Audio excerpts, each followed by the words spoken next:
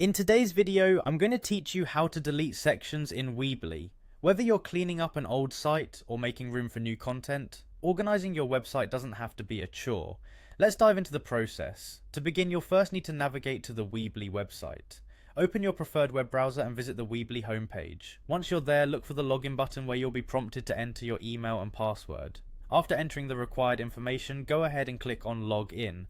This will direct you to your Weebly dashboard where you can access all your site building tools and options. Now once you're in your dashboard, you should see the overview section. From here, you'll need to click on the Edit Site button to access the site editor. This is where all the customization and changes happen. Once you're in the editor, look towards the upper sections of the interface and find the Pages tab. Clicking on this will display a list of all the pages on your site.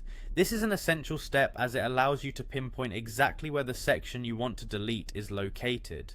After navigating through the list of pages, locate the section within a page that you want to remove. Once you have found the desired section, click to highlight it. You may want to take a moment to double check that it's the correct section to avoid deleting something accidentally. With the section selected, you'll notice an option to delete.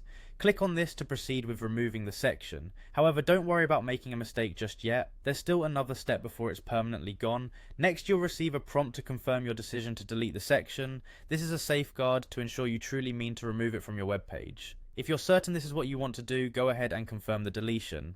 Another tip to keep in mind is if you need to check what impact this deletion has on the rest of your web design, you can always navigate back to the build section of the editor.